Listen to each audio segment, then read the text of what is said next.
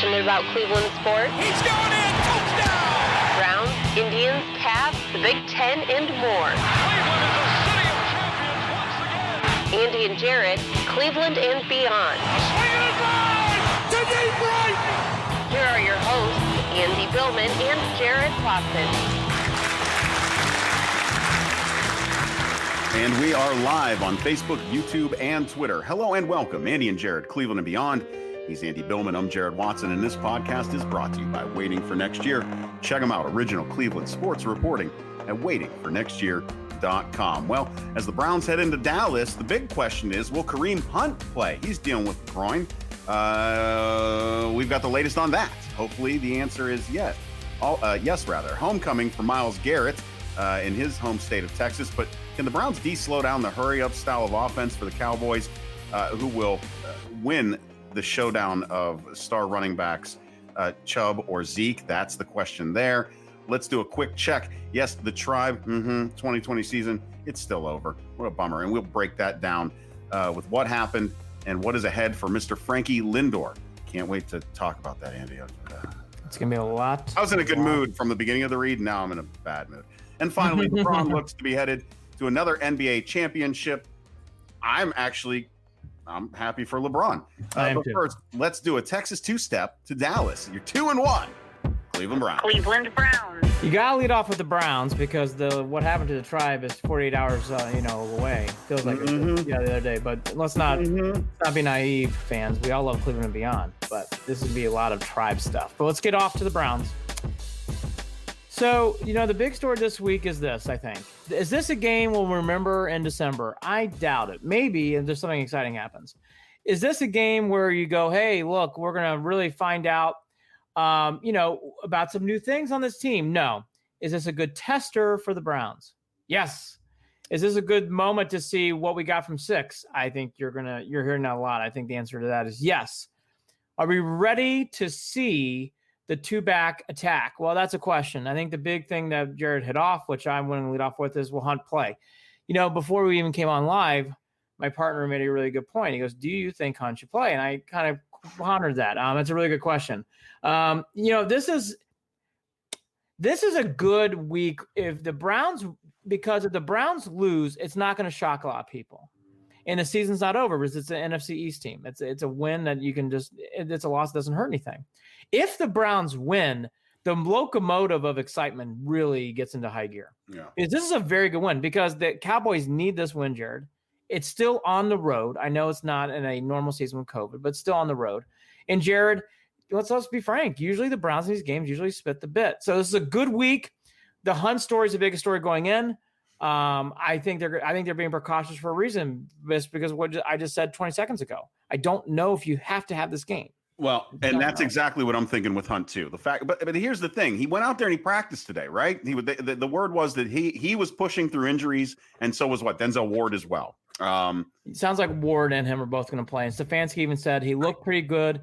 He's working through it, going through it with Hunt, and got to be mindful of what he can do. We will see how he responds over the next couple of hours, end quote. That's from Stefanski on. I'm just not a fan of pushing through injuries on a game that you don't necessarily have to win. Although I would say that you would like to have that feeling of one win breeding, wins breeding wins, right? Yeah. Yeah. But at the same time, it is a risk reward situation here, which is kind of silly here to be the fourth game of the season and really wondering whether we should press with someone. I mean, they know better. The trainers know. Hunt knows how he feels. We'll go with that. That's fine. Whatever they decide on game day, I'm okay with. I don't know whether we can even consider this a game day decision, a game time decision. From right now, it seems like he's going to play. There's no reason to think he's not going to play, but we'll see how that presses forward. Again, Andy, this was never picked as a win in my front half of the season anyways. It wasn't. I'm sticking with this right now, that 3-5 is how I believe that these Browns are going to start off the season, and possibly 4-4 at best. And that is the win with Cincinnati. And if they can steal one from Pittsburgh, I would love that.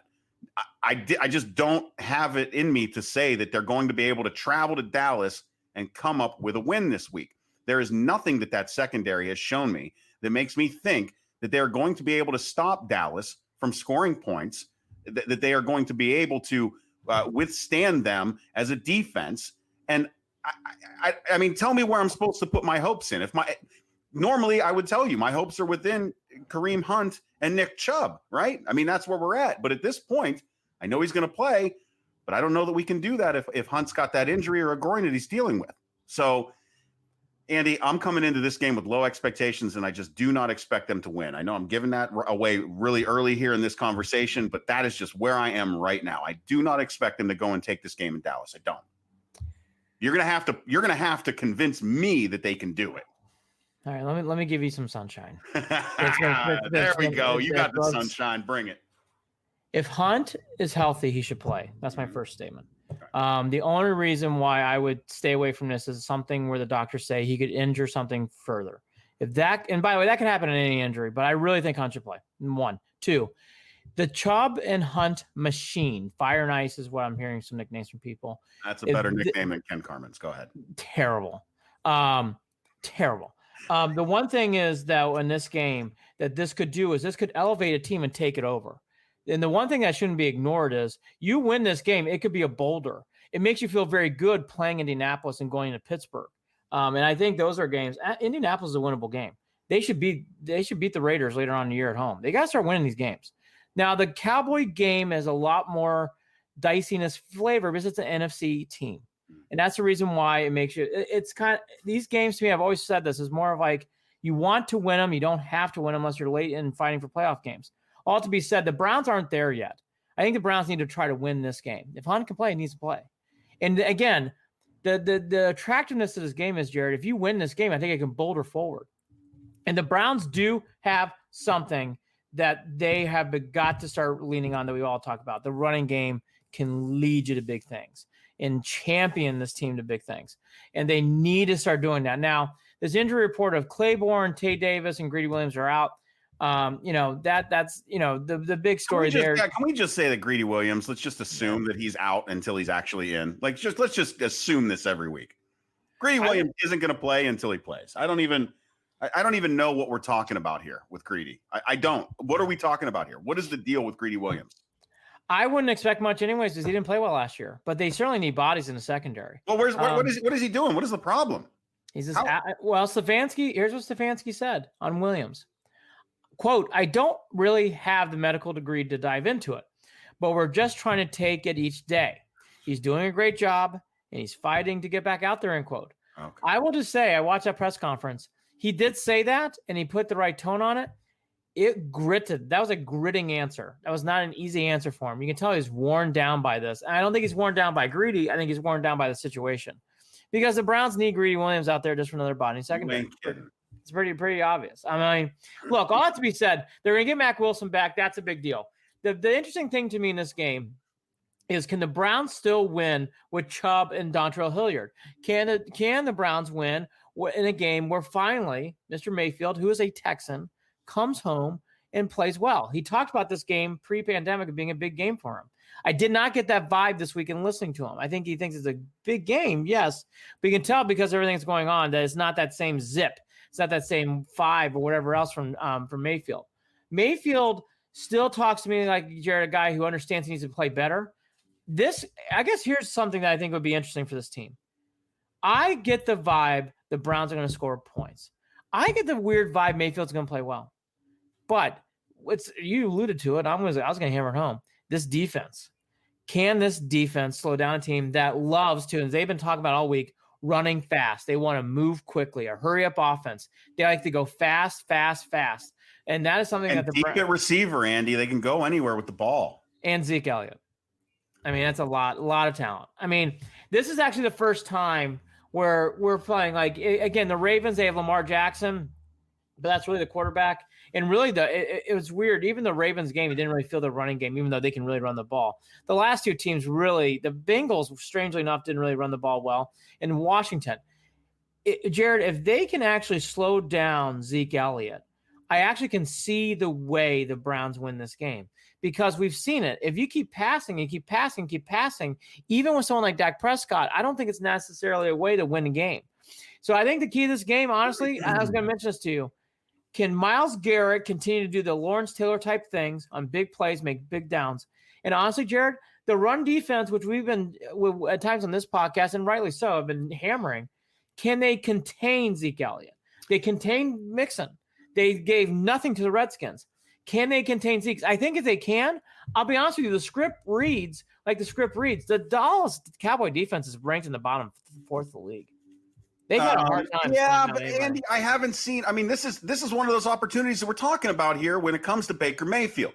Baker has an opportunity here to come out and shine a little bit, and I have not seen him take advantage or pick apart a shitty defense. I agree. When is he going to do that? He has not done it. He has looked terrible.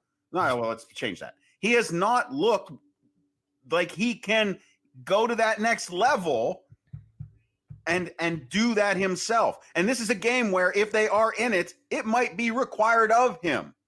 Well, in the game for a game-winning drive on against this Dallas team. That's a possibility with this one. Here's the other thing we got to bring up here that might be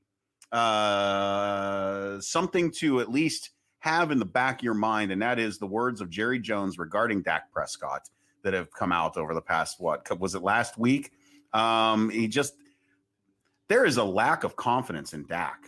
There just is. And by the way, and I'm wondering if Dak is finding that to be motivating, or if he's saying, fuck it, I'm done with this asshole. He's playing really well. Dak has had a really, really good start to the year. He looked great against Seattle. Again, the Cowboys, and here's why I'm actually going to give this game a lot more hope. The Cowboys really did not have a problem scoring. Dak's throwing the ball really well. In fact, Zeke Elliott has not got – here's my one caution. Zeke Elliott has not gone off yet this year. He's not gone off yet. He's not had that game where they've been riding him to the promised land. They're big offensive tackles coming back this week. They have some things coming back. The Browns – can't emphasize this enough. I know they played the Ravens, but the Ravens they weren't prepared. So I know. And again, this isn't meant to be conspiracy here, but this is an honest to God question, and I don't know well enough. But I'm wondering if him not going off has anything to do with any residual, fatigue from his experience with COVID when that comes to Zeke. Maybe. Maybe. That's a possibility that he's covering up a little bit of fatigue. Now, I don't know.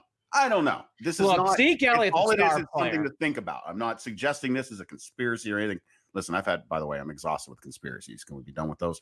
Anyways, it's just something to think about. I'm wondering, these are the things that I'm going to be thinking about throughout this game. If they stop Zeke Elliott, I think the Browns have the plan to win, because here's the one thing. The Dallas Cowboys are going to go hurry up. If the Browns can control the clock, even without Hunt playing, maybe, which I think Hunt's going to play, Chubb can control the clock. They get enough of those first downs. So one thing in this game that's really going to be key that the Browns have not gotten away from in their 2 wins is still bad 3-and-outs. They still have 4 or 5 drives a game where it's just 3-and-out, and it's like that. It's quick. In this game, even if you get – this is the first time all year – even if you get 1 first down, that's a big start. You have to give your defense a fucking breather. When you do that 2-3 times in a row, you're putting way too much pressure on that defense. You are wearing them out. And this is not a defense that can do that. They can go to the sidelines and be like, phew, thank God, let's take a break for a minute. And then, oh shit, really? That quick? We're back out there? They're doing it over and over again. Andy, that's got to stop. The Browns they're not playing great, but they progressively gotten better each week. They have. They have done a nice job of controlling the lines. Now, again, it's going to be very tested in this game. But I think people are forgetting some simple things. And the simple Chubb shows 250 yards total rushing. Paul Flynn. Thank you very much, Mr. Paul Flynn. Paul Flynn on Facebook. The biggest thing in this game, though, again, can the Browns just hold the line, control the clock? Because if you have a team that's going to play fast, let them play. At times, you're not going to be able to slow that down anyways. If you control the clock on your end, even if you go down the field and you kick field goals, or you get down and you get touchdowns, and you control this stuff, you have enough there to win a game. They're going to have to go old school Giants football that we all watched with O.J. Anderson playing the Bills in the Super Bowl. You're going to control the clock, get first downs, milk, and make them punish for their play. The Browns have shown in 2 games that they can do that. Now, they are not at an elite level yet. But the one thing, they have been progressing each week. Now, this is the test. I think we're all going to come back and give that, which we love to do on the show, which we'll do, our 25% in. Here's the report cards. Here's where we're at. literally in this game, this is going to really prove that report card because the Browns are 2-1. The Browns have shown some things. The running game is not bullshit. Chubb and Hunt can control the game. This offensive line is very, very good. They're playing against a bad defense. You can do this. I don't think the Cowboys are just going to stop. Here, I'll say this. The Browns are going to score 20-plus points. They are. They're going to score 20-plus points. Okay. They are. Now, will the Browns defense give up 30-plus? That's the question. Oh, I don't think that they're going to give up 30-plus. I've already got a score in my head. Okay. So Vegas, by the way, that line has come down to 4.5. I think it's at 4 today. A lot of money going on the Browns. A lot of money going on the Browns. I honestly, this is close to being a gimme for me and taking Dallas. I'm not lying. I'm dead serious. That's how I'm feeling this week. Before I hold off to my answer, I'm going to give some more positivity. The Browns penalties are down from a year ago. Tony Grossi pointed out. Now that has been beautiful. That has been beautiful. Rodney Harrison also did a good deed of the day. Just real quick, I'm going way off topic, but people need to read his story. He actually helped a Samaritan on the road whose tire got blown out. Very, very, very cool story. Rodney Harrison, who can't wait to see him play. Just want to make that mention in there that he got a good shout out today in the press conference. I thought that was a really, really cool story. And sometimes in life, all these things get buried. That should be brought up. So here's the big things we just talked about. It's easy in this game. I think Mayfield does not have to win the game still. I think that's being way overblown. If you have Chubb against a defense line that clearly is having struggles outside of sacks, force the ball down their throat, control the clock, you can win this game. The Chubb-Zeke Elliott matchup is the one that's going to win the game to me. I think that whoever wins that battle is actually going to win this game. And sometimes you don't like saying that because that puts too much pressure. Not in this case. I think whoever rushes for more, whoever has a more impact on this game. If Zeke Elliott isn't fouled, I bet you the Browns win the game. Well, let's throw this in here too as a wild card, as something else to pay attention to, and that's going to be the special teams of the Browns and punt returns. Will Donovan Peoples-Jones be the guy back there, and what kind of electric can he bring to the field if he is the one returning these punts and kicks? Because Andy, nothing's been announced yet on who's going to be returning, but the Browns did pick up. Was it a released Steelers player, I believe? They picked somebody up and threw him on it, which means they've elevated others. So here we are. Is it going to be Peoples-Jones, and what is that going to do? Is that going to change things? Is he going to be a dynamic enough presence on those returns to give the Browns? This is something that they have done well. The Browns have done really well with good field position this season. Yes. Is he going to be able to give them a short field, which plays in favor of Baker Mayfield and that rushing offense? Stefanski made no announcement today. He deflected that question beautifully, like a good Belichick kind of answer there. So he says they are ready to roll, but he's not making an announcement. Mm-hmm. According to Cleveland.com, Mary Kay Cabot, Browns receiver Donovan Peoples-Jones will likely be active for the first time this season. Not guaranteeing anything, in part to replace JoJo Natson. To what my partner just said, I think everything's pointing to Peoples-Jones playing. D'Ernest Johnson was shaky. I'm just saying that. By the way, if D'Ernest Johnson's back there, just catch the ball and get down. Don't try to return. Yeah, and don't do anything cute. I mean, remember, Andy, we don't like cute. I don't need to see something like Landry back there, or I don't need cute. I need something that's solid. And I got to be honest with you. You're talking about a guy who returned plenty of kicks for that team up north. I mean, from what I've seen play on the field wise, I can't come up with a reason why it wouldn't be Donovan Peoples-Jones. Peoples-Jones needs to play in this game. It's time. It's time. And by the way, I think it is time. I think this is just fool's gold. If it is D'Ernest Johnson, that's a mistake. I'm telling you, unless Peoples-Jones is hurt. Agreed. Because I'm telling you, it's time for Peoples-Jones to shine. That is a weapon, and I'll be truthful. I know JoJo played better last week. I did not like how he kept running into traffic. At that size, you cannot run into traffic. No, and bing, bong, boing, bing, bong. And he got hurt, by the way. And by the way, he got hurt. And I'm not saying it happened on one of those plays. We don't know. But he's not a guy that looks like he is going to take many NFL hits. I'm sorry. He's just not. He's smaller than Metcalf, and Metcalf was a very good punt returner. I mean, again, he's not McNeil, but he's close to Ice Cube. He's close to that size. It's just the way that he ran. he was bouncing off of guys, and it looked into traffic. It looked rough. Into traffic. Yeah, I agree. Aldon Smith is the sack leader. He's having a great year for the Cowboys. The one thing I want to bring up this week that, I kind of alluded to, but I want to hammer it. Myles Garrett is really made impact now on 2 wins that really set the tone for how the game was going to be played out. And he finished off the football team, and then he did a nice job the week before against the Bengals that won that game, in my opinion. Well, those last 2 games, it's like he's the one who shut it down both games. He's the one who said, that's it, we're done. Turn off the lights. Both games. Turn off the lights. I just think Myles Garrett, this is a big game for him. He mentioned that in the press conference this week. I don't think people should lose sight of that. Again, this is the kind of win. You know what? It's time to stop fucking around. Win this game and get some momentum. Win this town. We're fucking bruised and beat up. The fucking Yankees pissed on our heads. We're about ready to talk about it. We can use a goddamn win against a goddamn team that has a lot of presence. And the Yankees and Cowboys have a lot of presence. We shit the bed against the Yankees. It'd be nice to win this game. It'd be nice to win this game. And by the way, the Browns have enough talent to win this game. This is not a young team. That's the difference here. People in the past go, the Browns aren't that young. Time to start winning games like this, Jared. Time to start winning games. Are you sticking to your prediction of the Cowboys winning? I am until the Browns prove me wrong. Okay. I am more than happy to be proven wrong about this prediction. Dallas 28, Browns 17. All right. I think that Dallas does make mistakes. That's right. I'm dealing with wiener dogs barking, of course. Eventually, Andy, I'm going to move into the home that I bought. Eventually. But until then, I'm living with my mother. Yes, 39 years old with my mother. It's great. Let's talk about it. The sitcom's coming out soon. Tuesday night, Cleveland and beyond. So Dallas is going to make their mistakes. I believe that there will be some turnovers. I believe that just will be the thing that happens.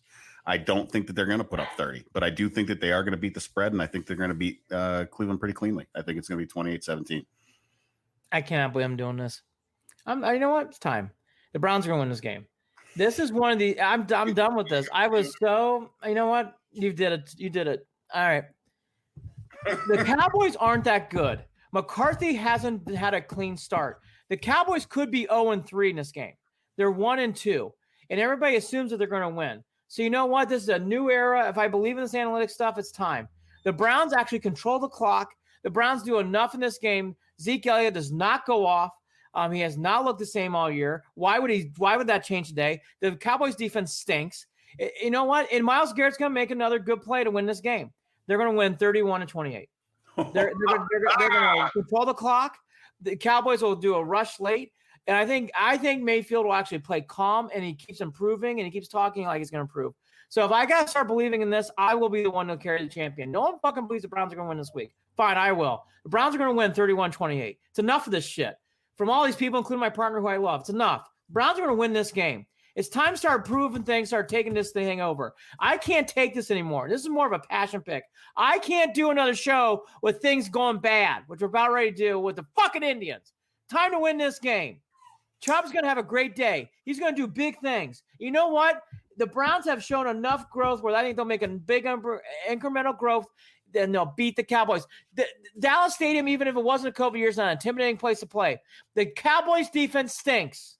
It's time. I believe. I'm actually saying I believe. Here's the deal, Andy. If the Browns win this game, I'm going to spend big bucks on my brand new Browns jersey. Well, I'm going to get one of the officials. I'm not getting some painted on numbers bullshit. I'm getting one of the official jerseys, and I'll buy it right after that game if they win. That's what I'm going to say it again. Because everyone's doing this, I feel like I have to stand up for the Browns. I've seen improvement. I know what this running game can be. I think Hunt will play. They will control the clock. Will the Cowboys score? Sure, they will. Yes. But the Browns will do enough to win and control the clock, what they've been doing. I think you'll see it again here on Sunday. I'm surprised. Everyone loves the Cowboys. Not this guy. Prove me right, Cleveland. Andy, I need to bring this up too before we move on. You're right. And prove Andy right. Prove me wrong. By the way, I hope. No, go ahead. I wanted to ask you a question. I hope because This honestly, before this show, I would have picked the Cowboys. But after listening to Jared and listening to everybody else this week, I'm like, you know what, though? The Browns aren't that bad. They are 2-1. I know they've been two crappy teams. Again, there is one fucking horrific Falcons special teams play from being 0-3. Cowboys should be 0-3. This has not gone well. Have you, by the way, are we, and I need to remind myself of this because obviously I float through Twitter, I don't know, like 6 hours a day because I've got a problem. 7 for me. Oh, it's awful. It's not good. I really need to stop. I can't though some days. My wife wants to kill me. My phone loves it. Have you noticed that I've seen folks posting numbers on Baker's first 3 years and comparative numbers and everything? Baker's numbers, when you're just looking at the numbers, when you're not doing the eye test, right? The eye test. Baker's right on par with some of the greats. So I slow growth. Maybe I need to back off of some of, and Andy, maybe I need to back off a little bit. The Cleveland Browns are 2-1. Right. And he's not turning the ball over, man.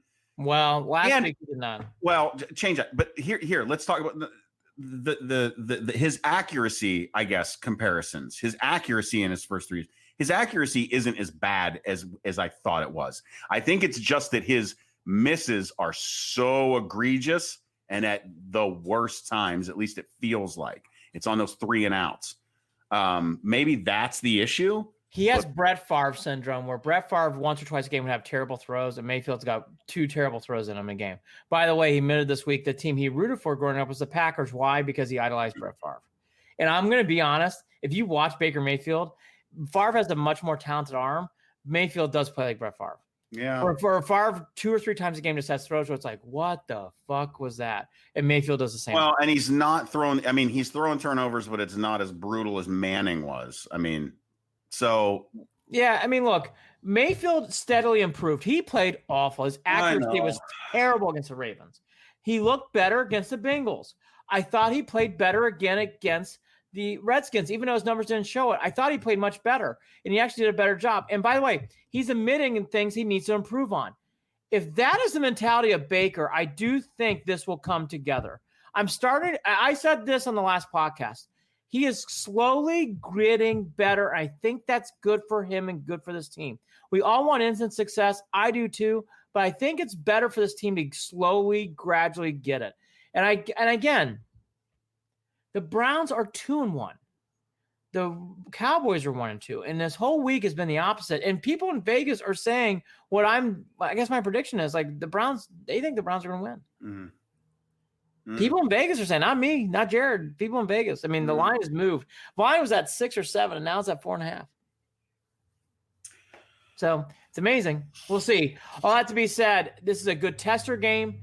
It's okay if they lose. It's not. You don't want that. But I got to be fair. It's an NFC game. Yeah. This game does not impact the playoffs. Right. You're not expected to win this game. That gives me hope too. I think I will say this. The Browns are talking like a team for the first time in forever, bless you, who does not have any. I know. No, your dog. It's fine. It's part of the show now. All that to be said. The doors opening and closing. I got fucking dogs running around. I got lawnmowers going on outside. Fuck it. I might as well just go to like a party if that was a thing right now, right? Like with COVID's kind of stopped that. Although bars are open. Maybe I'll just go and sit down at a bar and host the show there. Maybe that's what I'll do. Yes. Eat some wings. Fuck it. Sloppy, loud noise in the background. Who gives a shit? Fuck it. Let's go. Loud. Everyone. Just be loud. Again, good tester game. Last week, I had finally a good week of picks. Finally, I got burned. I think it was the Bears that burned me. I had the Falcons. Not picking the Falcons anymore. Here's my 3 games this week that I like. So I'm 4-5 on the year. I'm 1 game under. I like the Chargers this week. I don't think they'll beat the Bucs, but I've learned the Chargers are one of those teams that always are around the spread. They are getting 6-7 points now. I would take those 7 points. I like the Chargers this week. This is just pure terrible against good. Washington's not a good team. And for everything I just said about the Browns, Washington's not a good team. The Ravens have to be nice and pissed off after what happened on Monday night. Oh yeah. I know you're taking and you're giving all those 14 points. I think it's gonna be fine. I think it's going to be absolutely fine. I think the Ravens roll against Washington. No, I agree with that too. And if they don't, there's real issues there. Which would be good. And then the final one is the Giants going to LA. Again, this is more the Rams. I think they bounce back. The Giants are it's one thing to lose to the Niners. It's way the Giants lost to the Niners. And this is only in week 3. The Joe Judge wheels are off fast. And that guy got a lot of positive press. So I'd say, again, you're giving 13 points. Give them. I think the Rams will cover easily. So take the 7 Chargers on the road against Tampa. They always keep games close. Ravens, you're going to give away 14 and you'll win by 28. I think that game's a blowout. And then the Rams, I know you're giving 13. Don't be surprised the Rams have to do a backdoor cover. They might in this game. Very much true. And one thing quickly, these games are good week of games. Not easy to pick. No, yeah, I've got a few that I want to throw out there too. One thing to keep your eye on. Because you always like to keep your eye on stuff. The Jets are now sinking into the abyss of that team this year. You always wonder. I thought it was going to be Jacksonville at the beginning of the year. That team has become the Jets. The Jets are 0-4. They just lost to the Broncos. They're getting in fights with teams on the field. Coaches are shaking hands with coaches. The Jets are officially that team this year, Jared. There's always one every year. The Jets have won that award. The Jets are the shit show of the NFL. Shit show. Kansas City wins easily at home against New England. I'm calling that. The Bills, the Bills, I think, go into Las Vegas and 4-0 and finish and walk home undefeated. Wow, that'd be 4-0. Yeah, isn't that nuts? I think it's a tricky game. I think the Bills don't have an issue with it. I think they end up winning that one easily. That's another tester. If the Bills win that game, they're actually they're starting to get in that elite form. That's a big game. Yeah, it really is. That's the one that stood out to me the most, actually. Must win for the Eagles. Must win for the Eagles. And then where are they? They're in San Francisco. Yeah, and that's the thing. They're not. I don't think they're going to. I don't see them. I don't think they're going to win that game. I stayed away from that game only because when teams are desperate in the NFL, they usually find a way to win.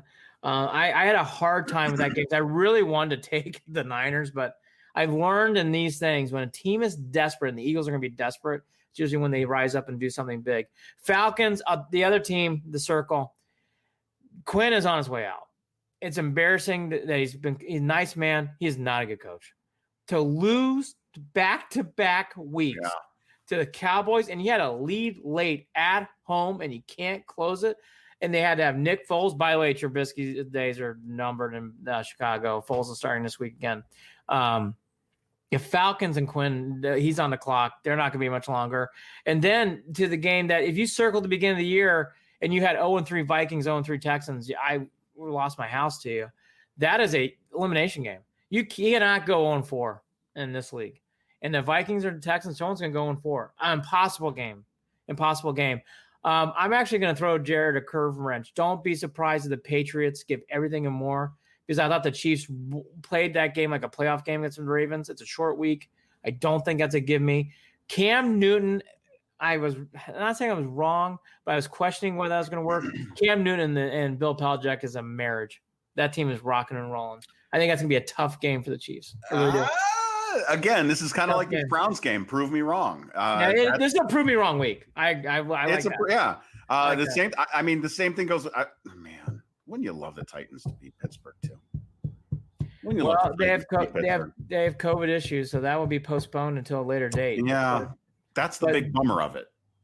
Here's the one thing that's good, and you don't want to celebrate this, but it's just good. Pittsburgh now has their bye week. They're going to make that up during Pittsburgh's natural bye week. I guess that actually worked out for both teams. So, and by the way, Tennessee had more positive tests today. So Tennessee's, and by the way, that's a shame. I mean, look, we're obviously Browns fans. You feel for the Titans because they're 3-0, and we have learned this from baseball, learned this from watching the Marlins and the Cardinals. This is something that doesn't go away. When you have an outbreak like this on a team, it is something that takes a long time to get through. So I hope everybody's safe down there. And for the Steelers, it's a wrench. I mean, hey, it's part of COVID.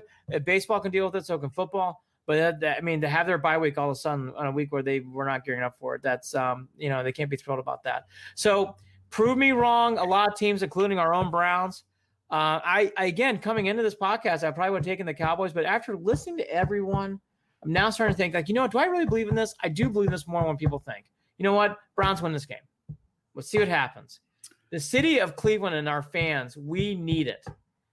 Because what we're about to talk about next, what happened was fucking awful. I don't want to talk about it. And he's Andy Billman. I'm Jared Watson. Andy Now it's time for the Cleveland. Can we stop? Can we shut it off? Can we shut it off? Now, here we go. Son of a bitch. I'm going to pause so you can put your... Cleveland Indians. So, the Indians last week, we were getting excited. We're ready. We're playoff ready. Excited. All this stuff. Shane Bieber, Cy Young. Remember that? Oh, my gosh. J-Ram's going to win the MVP, or maybe Bieber's going to win the MVP. What's going to happen there? You know what? Hey, maybe we'll lose a game here and there, but you know what? We'll figure it out. We'll beat the Yankees. Tribe's looking hot. Looking hot. They're getting hot at the right time, Andy. Hot at the right time. Here you go. I said this. The AL Central's best division in baseball. That was a shit show. Well, here's the thing that plays into that, Andy. You have to remember that we were limited in the teams that we even fucking played. So we have no way of figuring out who is actually good and who is actually not. And it looks like we figured that out really fucking quickly. In 2 games, actually, 48 hours. So let's go through game 1. Shane Bieber pitched. Shane Bieber left the mound. The game was over. For everyone out there, game 1 was that. If everybody wants to analyze that, you can just say whatever. We love Shane. Shane is our ace going forward. And it'll be fine. That will be fine. It's okay. It will be okay. Point out Clayton Kershaw. Point out Greg Maddux. Other aces have had moments like this on the mound. It happens. I know it seems weird. It happens. He got banged around now. He got banged around. And then there was Wednesday night. We had the rain delay. We had winds coming in and out. And then we had one of those typical crazy baseball games. If we were not Indians fans, it was a wonderful playoff game. Back and forth, 4-0. Joe Urshela, who I'm going to get to in a second, remember him, hits a grand slam off our guy, Karinchak, who I love, who had a complete Met-Del biting his glove. Not good. So all that to be said, one of those back and forth games. Naylor, who's having Mr. October now for Cleveland, having a great play. They take him out for Luplow. Luplow gets a big hit. Oh, my God, all these things are going on. And then Hernandez gets a hit. 9-8. Here we go. Brad Hand. We didn't like him at one point, but he's been playing good. He leads the league in saves. Okay, I think we can do this. And then the walks happened. And everything turned into shit! Flying to Shields, can't stay on his feet. Brad Hand makes a terrible, terrible play with his glove. And then the Bronx Bombers walk out, and Chapman again slams the door on our face. I thought Jordan Lupo's quote said it all. Quote, that's an absolute roller coaster of emotions right there. I don't think you can say we gave up every at-bat, every pitch we were in. You have to give credit to the other side. That was a fun game to play in and watch. Well, thanks, Jordan. Look, it was. It was very, very fun. But that was a heartbreaking. I'll just say it. I'm not over this loss yet. I have been in a funk since Wednesday night. I have not been happy. I don't like how things have been going. I haven't been feeling good. I don't like certain teams and whatever else. I have been, and it's been in me for a while. And I got really mad about 17 for sure when they lost the Yankees. Good news, Jared. It is back in me like a rage of ball of fire. I don't like the Yankees. I don't like how they lost. I don't like Gio Urshela hitting big hits when he should be playing for Cleveland. I'm gonna get that right now. Gio Urshela, this front office done a lot of nice things. He should be on the Indians. He should not be playing for that team. He should be on the Indians playing third base. I don't want to talk about any of this. I don't like it. I don't like Gio bat flipping, running around. I don't like any of it either, Andy. Bad loss. I stopped watching the shit show of game 1 to watch the shit show of the debates. And then I went to bed early in around the 7th inning. By the way, once we get through this, I got something else. I got another bone to pick after we get through depressing review of the end of this Cleveland Indians. This was bad. Season. This was Jose made them bad. Andy, that game too, I went to bed early and I just was hoping I'd wake up and see the opposite of what I saw. Ugh. And I have just had to let it go, because Andy, this season, the way that they played, the way that they hit, were there exciting moments? Was there some excitement? Was it great to be able to watch baseball? Am I grateful for the season? I absolutely am. Do I see things that I am hopeful about the Indians' future? Absolutely. But we got to be real here. That fucking hitting all season was so atrocious. Lindor did not play like a guy who was looking for a contract, like a guy who was expecting to make big bucks. He didn't. I felt completely let down. Santana came back to earth. Yeah, he had a bad year. The outfield was ridiculous. The Shields, Judges fly balls like I did when people would take me off first base and throw me in the outfield. Don't do that. Multiple times falling down. I will quote Tom Hamilton. It's like he's wearing ice skates. I don't have any energy for. Let's do this real quick too. As much as we praise the front office and the moves that they have made, wouldn't it be nice to have had Mejia still there? Wouldn't it be nice to have actual catchers that can hit the ball? Yeah, we're going to talk about that. Austin Hedges cannot be batting to keep the season going. Sorry. Andy, I guess I'm just saying that those two games just reminded me of, as much as I wanted to think of all the things that I loved about the Cleveland Indians, those last two games, all they did was remind me of everything that I just loathe about this team. Because as much as the hitting came through in the moments that they needed to in game two, they played really well. That hand fell apart. Finally. On cue. Finally fell apart in the biggest moment. And by the way, with this, how many home run meatball pitches is that team going to throw? I'm sorry, but you want to sit here and talk about having this great starting pitching staff and having a solid pitching lineup and having great guys and Karinchak, get out there. Grand slam. Fuck it. I love Karinchak. He stunk. What in the world, Andy? Meatballs. And I listen, when you watch the broadcast, they were not. Let's go through this. That's another thing, because A-Rod drove me up a wall too. If I had to hear him go, one more time, I was going to jump through. I listen to Tom Hamilton all. A-Rod, you are very smart. You are very talented, and you are not doing you are not doing these broadcasts justice. You are not. Period. I couldn't have been more bored and more annoyed than listening to those two during those games. They were awful. And that's not me just taking out my anger on the Indians on those guys. They were terrible. It was terrible announcing. I listened to a radio delay of Tom Hamilton. That's how bad it was. So the night look, it was all bad. The pitching didn't show up at all. In the ninth inning, set up everything that we're talking about and more. Aggravated about the whole thing. It's making me forget. I'm doing non sequiturs all over the place because there was so much that I just did not like. It did not feel like they even thought they were playing playoff baseball. It did not feel that way for that team. For me.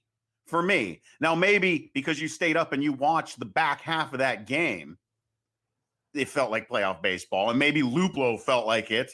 Luplo had a big moment. I'm telling you right now, I just didn't get that energy out of them. They you're playing at home. You got guys jumping the fence and getting arrested to come and watch you. Well, here's you can't get your shit together against the. Give me a break.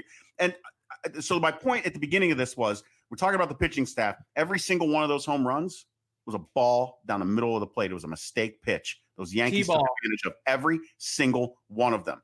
And even one that was hit away, and I don't even remember who did it. It could have been Gardner, who, by the way, of all my Yankees that I can't stand, he's the one that I think is just the I think I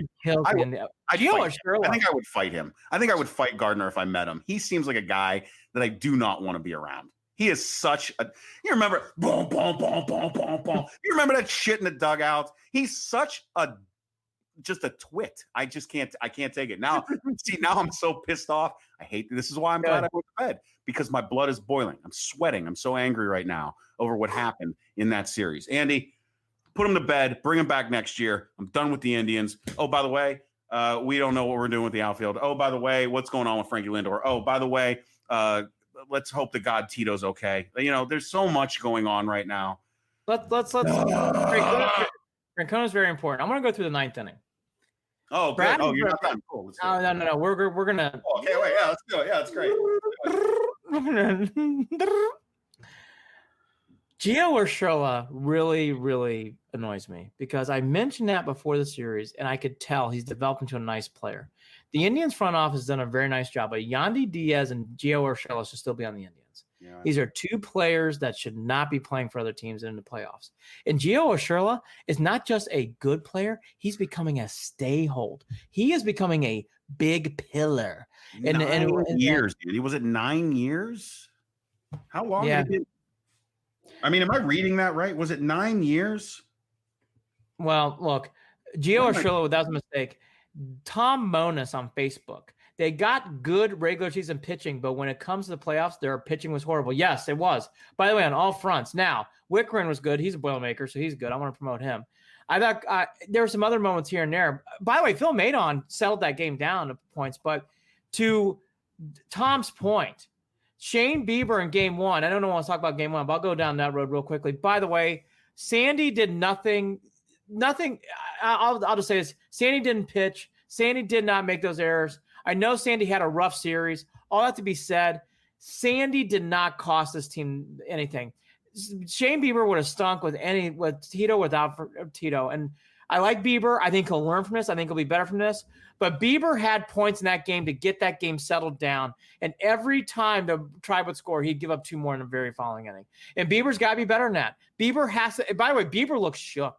Bieber walked off that mound shook. And he'll be fine. He'll be good next year. Now, Gio Urshela really annoys me. And Brad Hand this whole year has been going through definitely Joe Borowski territory, but he had that moment on the mound where he couldn't catch that ball was, and by the way, how was that not ruled an error? This is amazing too on top of it. But all this to be said, looking in the future, let's get to the elephant in the room. That was a horrible loss. We went through it all. The pitching was pitching and defense. Pitching and defense cost the Tribe everything. Would not have had that in my bingo card, reasons to lose. Now, let's get to the bigger story here. What is ahead for Mr. Lindor? Yeah. Lindor had some very interesting comments. Still positive, still wants to come back to Cleveland, all that other stuff. Yep. Now, let's keep this in mind for hope, okay? Not hope long-term, hope in 2021. So I want Frankie to come back. I do. Now, is Santana coming back in his team? No. Santana's got an option for $10 million. I don't see him coming back. Is Brad Hand's option being picked up next year? No. I don't think either one of those guys are coming back. So that is $20 million you can give the Frankie to keep him there in his place. Now, here is something, though, I am feeling with this team. At the end of the game, do you know who hung around and was watching everything that was going on? Reyes and Josh Naylor. And that showed a sign to me. Usually in the past, it'd be Frankie, it'd be J-Ram, it'd be other guys in there. The new guys are Reyes and Naylor. Well, and so not to leave J-Ram did not have a bad series. Played well. I'm going to actually, and this is going to fire up my partner. I know Lindor did not play well. I don't think he played horrible. I know people are going to hate that comment. I don't think he played horrible. And I think he needs to come back. I don't think the Indians should give up on Lindor. He even had an error in those 2 games. He had an error in the first game, didn't he? I don't remember that, but I will say maybe. All right, maybe. Well, see, this is why I shouldn't even, because I'm forgetting things. But here's the thing I'll say about Lindor. Did he have bad at-bats in a series? Yes. Did he play a good series? No. And Frankie needs to play a good series against the Yankees to win. All that to be said, I think Frankie needs to come back. I don't think you're going to get players like the prospect train of Frankie Lindor doesn't excite me. I'm just going to say it. If the Indians are going to trade for Frankie Lindor and you want me to come in here and talk about exciting prospects, Jared, I'm not going to be excited. I'm not going to be excited about big prospects coming to Cleveland. Well, there's really not they don't need to They don't need a rebuild like that. They don't need. Look, I saw somebody out there talk about if you're trading Frankie and getting two soon all-star level players along with some future. Again, I'm not gonna. No, and first of all, they're not even going to get what some people think they're going to get for Lindor. Yeah. So I just think read the Athletic article for everybody out there. I think the Indians need to try really hard to keep Frankie Lindor. Again, I want to repeat this. Did Frankie have a bad series against the Yankees? No. Do I think he made an impact on the series, though? No. And he's got to. For a player of that stature, he needs to make an impact on these games. And he's got to have better at-bats. But I think people are crapping on the wrong guy here. I love Shane Bieber. Shane Bieber stunk in game one. He stunk. He cost him the game. Mm-hmm. Every time the Indians scored, he gave up more runs the following inning. I thought he was far worse than Lindor. Far worse. Karinchak, love him. I believe in Karinchak too. These are two of our young core pitchers. Karinchak stunk in that inning. He bit his glove harder than he pitched. And by the way, after he gave up that home run, he couldn't throw a strike to save his life. He literally did have a Ricky Vaughn moment where he couldn't throw a strike. Couldn't do anything. It really, really showed. Like, Brad Hand stunk. Couldn't do anything. I agree with Tom Monas. I'm going to echo this. This is where I'm getting to, Tom. Ready? The Indians are really at a first-time crossroads. If you're going to trade Frankie, fine.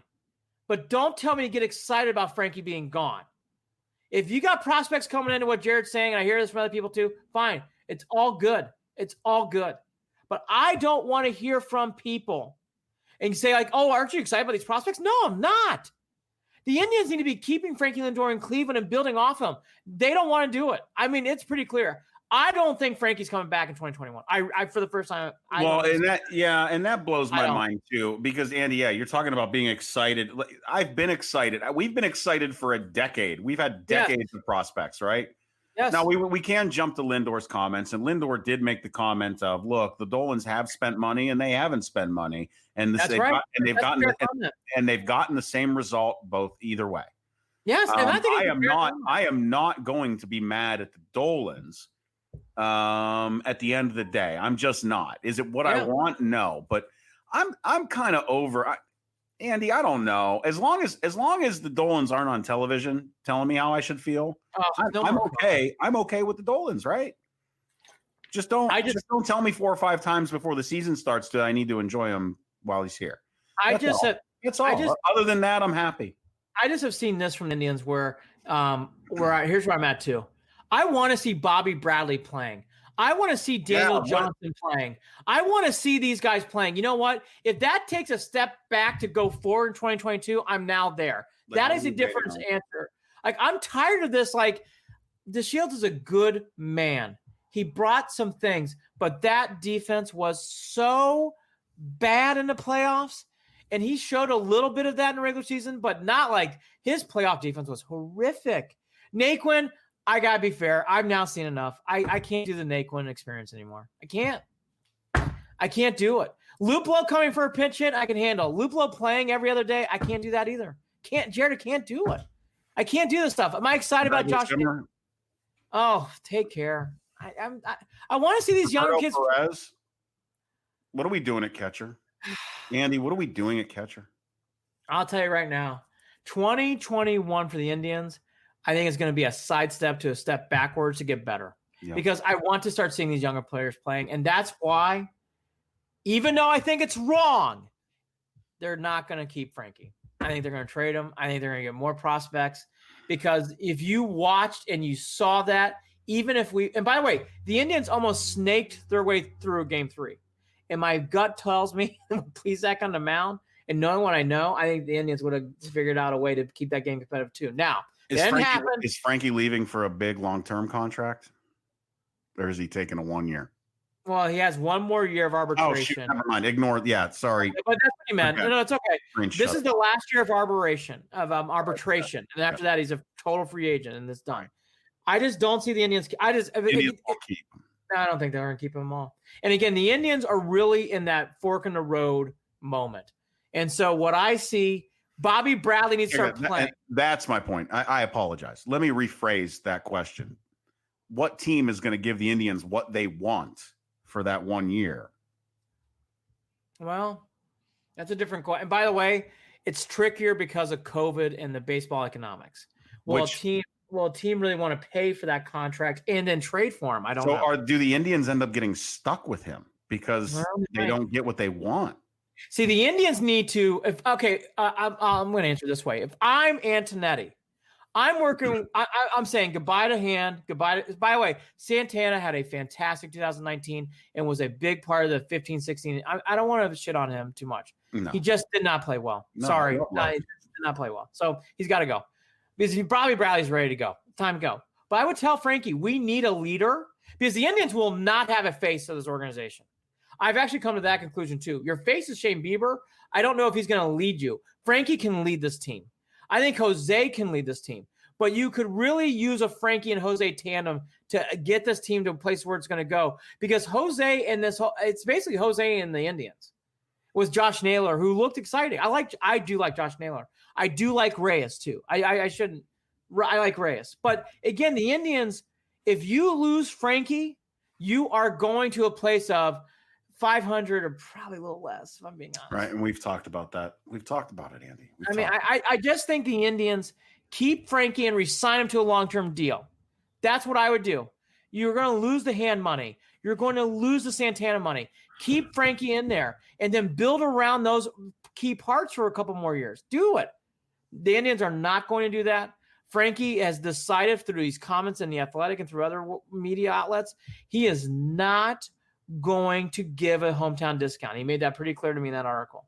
So I think the Indians, my prediction is they're going to trade Frankie, more parts in, and for the first time in 2021, I foresee the Indians actually in a slight rebuild. Not all the way because you got Bieber and you got J-Ram, but you're in a rebuild. You're going to start seeing. I mean, again, I will state this one last time: the Jordan Luplow, Naquin, we play him. I'm done with that. I cannot do it. The Shields, love you. Got to get rid of you. Yeah. Like I'm ready to start seeing some younger kids playing in some of these spots. The only okay. One more thing.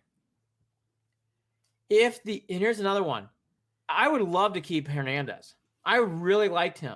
Yeah. Good core not young, but good core player. They're not going to keep him either. So there's going to be all sorts of people running around new. I just don't. That's why I'm saying my prediction hat tells me Lindor will get traded, and I think you're going to see a rebuild. Not a total rebuild, but you're going to see a rebuild next year. Indians are going to have a tough time winning games, I think, next year. Like, they're going to win 70 to 80, 80 to 90 playoffs. I don't know. 70 to 80, yes. 80 to 90, I think it's going to be tough.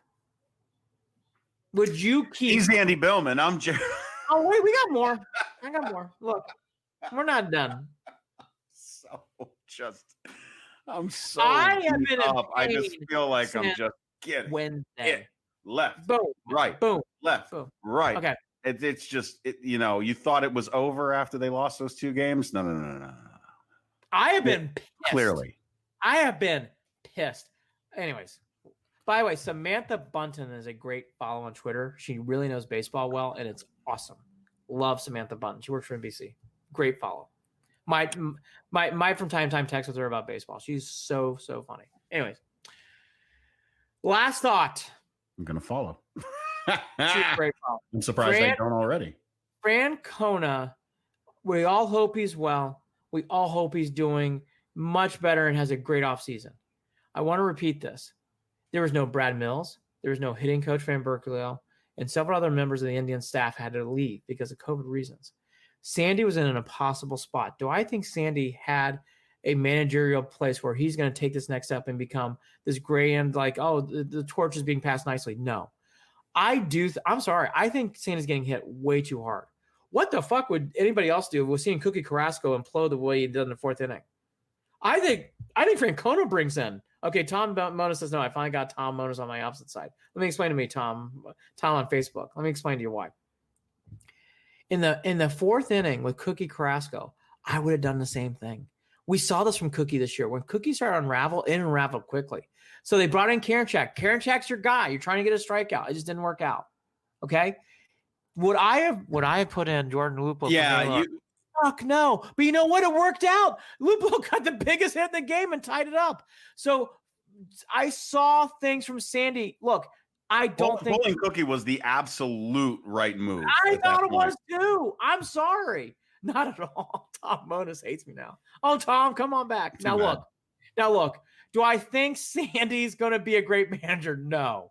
Do I think this torch has been passed? No, I don't. And by the way, I thought he had other moments that were very poor. But I think people are blaming Sandy, and I don't think Sandy should be the scapegoat. I just want to mention that. I think Sandy stepped in and stepped up, and this team still impossible spot. Finished strong. I'm just saying. Their collapse in those last two games against the Yankees were not on Sandy, period. I feel like I made a new friend. Tom Monas and I are good again. Right. Yeah. There we go, Tom. See? But anyways, the whole Facebook discussion on a podcast. But check out the comments. Read them. But I love the Monases, by the way. So do I. Well, it would make sense because honestly, Andy, the Monases are like they're like my brothers. All of them. Okay. Well, I got to meet all these people someday. Yeah. But here's where I want to wrap up on the bow of the Indians. I felt this way going into the series, and I'm feeling this way now. I really wanted the Indians to beat the Yankees, and there's going to be a season of change, team name change. We will not be saying the Indians. Oh yeah, shit.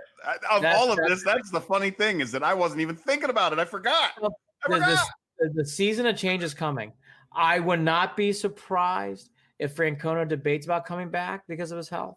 I think you're going to see the last of Frankie Lindor. I think you're going to see this team have to play some new players in new spots. The Carlos Santana looking every day at Hernandez, who only played here 1 year. Those guys aren't coming back. Branham's not coming back. So there's a lot more change than we've seen in recent years. Even when there was an influx of change after getting their asses swept by the Astros, you saw that. It's going to be even more this time because I'm telling you, I feel it in my gut. I want to see Bobby Bradley playing. I want to see Daniel Johnson playing. I want to see some more of these guys playing. It's been time. It's time to put them in there and let them run around, Jared. I'm ready to see it. And by the way, this guy Logan Allen's supposed to be a star. I'm ready to see it.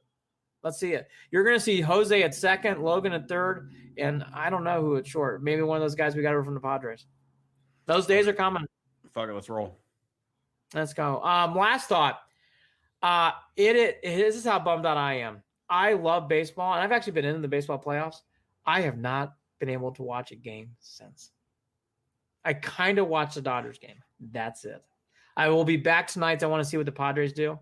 I will also watch NBA Finals we'll get to next, but it's been hard. Well, this loss really affected me. I think much more than the other. Yeah, it really did. I was bummed. That's why I was so turned off after the first game and the second. Andy, I'm all in on NFL right now. I'm anticipating college football, and I'm leaving it at that. There's nothing else to. I'm sorry. I overranking this. This was a terrible loss. Terrible. No, look at me. Terrible. I told you from the beginning I didn't even want to talk about it. This show I have been looking forward to the least of any show that we've done in a while. Terrible. Because I just don't want to. I know that shit. Like I know things are going to change. I know things are going to get. Yes, thank you, Tom. OHIO. Absolutely. Boiler up. Thanks for cheering me up, Tom. Tom is our cheering section this evening as we are live on Facebook, YouTube, and Twitter. Thank you for that, Andy. I don't have like what do you want me to do? Like I'm sitting here and my job is to tell you, hey, get excited about the Indians. Well, I can't right now because I don't even know what their team name is next year. So get excited for the Cleveland baseball team. Oh, wait a minute. There's going to be a lot of face changes. Oh, wait a minute. The face of their team is going to be gone. Oh, wait a minute. I'm still worried to death about their leadership when it comes to Tito Francona. So, I just wanted to put it to bed, Andy. I wanted to put it to bed. So can we put it to bed? The 2020 season for the Indians is officially over. Oh, thank God. Cleveland and beyond will be changing too. We're going to be going to Evergreen soon. I thought I'd plug that right now. We're very excited about that. I'm working on another podcast called The Best Fridays in Football. I actually make picks on there. They called it Andy's Candies. It's at the end of the show. Kind of funny. We're looking for sponsorship. We're looking for sponsorship on this show too. There's also a cool new show called Set the Edge I do with Holly Wetzel every Wednesday. It's a very fun show. I love doing it. and she is Holly Wetzel is an up and coming star. Jared and I are both excited about having her around. She is great. And Kaylee Waterhouse, we mentioned a lot. You're going to start seeing her more. Jared and I have been working our asses off this last 2 or 3 weeks. We cannot wait. Yes, exactly. Curtis Magovic on Facebook. When the catchers and pitchers report. Not soon enough. Shut up. Not soon enough. By the way, get out of here. We're done. By the way, are we all going to get excited about the MVP and the AL Cy Young going to Indiana? You know it's going to happen. I know. And by the way, well deserved. So all that stuff's coming down the road.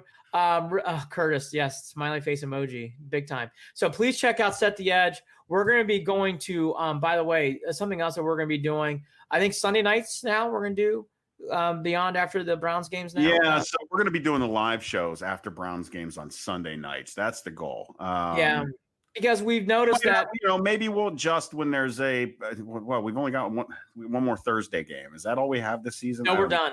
We're done. It's all Sundays at 1 except for 1 4 o'clock game. Right. I'm here to help. I mean, look, there's been for some reason I thought there was one that was a flex, and I think maybe that's to be fair. The influx of information in 2020 normal week. I agree with what someone said. 2020 stamina is impressive. It really is. and this has been proven. So we're gonna do Sunday nights because I noticed that people like to watch more Sunday nights than Mondays. 2020 been taking that ginseng, brother. Yeah. Oh my God, it really has. So we will do recaps of college football. Recaps of clearly the Browns will be probably more like a 30-minute to an hour show, but I think that'll be better because I can tell from you guys out there watching, Sunday nights will be better. Give us thumbs up, thumbs down if you want to, but I think we'll do Sunday night this week, right after the Browns beat the Cowboys. Now, all that excitement stuff, please keep watching. We can't wait. Yada, yada, yada, yada, yada. Yes, dog. Almost done. So last 2 or 3 thoughts. Auburn, Georgia, great game. That's on ESPN. I'll be watching that this weekend. The Irish have got COVID issues. I love the Irish too, even though I got a Boilermaker flag behind me. I'm going to change up my backgrounds here in the next 2 or 3 weeks. Put an Irish flag up there. Also put some Cleveland Brown stuff behind me. But more importantly, when it comes to the Irish, I hope everybody's okay. There's been a lot of stuff going on with COVID and that stuff. I've been very go Cowboys. Oh, come on, Tom. Not comments on Facebook commenting on the Cowboys. We love the Browns. We want the Browns to win. It's being an asshole. Oh, that's good. All right, good for you, Tom. No, I'm fighting with Tom. Dog's fighting with Tom. I'll be watching that. Early returns on football. If you want a team, and yes, we work with the Buddy Martin Show too. There are 2 gentlemen out of Ocala, Florida, great Buddy and Brendan Martin team. They do a great show. It's not just because I'm working with those boys a lot, and so is Jared. Because they've been helping us out with social media and stuff. The one thing I'll say quickly is Kyle Trask and Kyle Pitts. They are a wonderful combo. Florida is sneaky national championship good. Sneaky. Telling you, even if I weren't with those 2 guys, they looked great against Ole Miss. That was a whipping. By the way, how about Tom? How about Mike Leach? I was going to say Tom. How about Mike? I got Tom Monos. Andy. The Browns are going to win, jeez, Lord. The Buckeyes are going to roll through their 8 games. They're going to roll into college. What happens when they play Purdue in the Big Ten championship game? Oh, they're going to roll. They're going to roll. It's Clemson, Ohio State. End of story. I'm done. Florida, Bama 2. Clemson, Ohio State. Florida and Bama 2. Clemson. I'm telling you, Florida's really good. Clemson, Ohio State. You watch that Trask and Pitts situation. It's going to be tricky. Hopefully my Irish, if they ever can recover, we'll come back too. So that's that. Okay. Lastly, I'm not a Lakers fan, never have been, always Cavs all the way. But even back in the 80s, I would be more of a Celtics guy, but I won't go into that situations today. I am glad to see LeBron. I do not like the Heat at all. So I'm glad to see the Heat look like it, but does not look good. That does not look good at all. They have major players out again tonight. I am not a Spoelstra guy. I'm nothing against them. I just don't like rooting for Miami at all. So I'm rooting for LeBron, not for the Lakers. I'm rooting for LeBron. It does look like he's on his way to a 4th championship. Good. And in the West, where he couldn't win, remember? The East looks terrible. Next year will change, though, because Darius Garland's going to be on his 2nd year. Big things. Follow us on Facebook, facebook.com/Cleveland and Beyond, on Twitter @CLE and Beyond. You can also shoot us an email, Andy and Jared @gmail.com. That's JARID. And hit us up on the website, which is getting rebuilt right now as we speak. So actually, you know what? Don't go to the website right now. It's kind of ugly. I actually like the You can hit up our PR guy, Tom Monas. He'll handle it. ClevelandandBeyond.net is the website. Anyways, like I said, big updates coming, big changes coming, because we will be part of Evergreen Podcasts. That's going to be a fun thing. I am looking forward to that partnership. And as always, we are brought to you by Waiting for Next Year. Check them out. Original Cleveland sports reporting at waitingfornextyear.com. Andy, final thought. Let's break down that 9th inning one more time. No, okay. He's Andy Billman. Okay. I'm not fucking with you. Andy and Jared. Say one more thing. Go ahead, say your one more thing. Nick Chubb will outplay Zeke Elliott, and the Browns will win. Andy and Jared, Cleveland and Beyond. I still love you, Karen Check. I love you. Take care. Talk again soon. Love you. The Indians. God, was that exhausting. Not the show. Couldn't even finish either game. That's how exhausted I was. I was never more watching Bob Ross trying to get my vibes down after a game in my life. I watched Bob Ross for a good hour. ESPN, rebuild your lineup with who's calling these games. Lovely network. They did. I love ESPN. I was listening to Tom Hamilton. Talk to you later. Bye. On the way.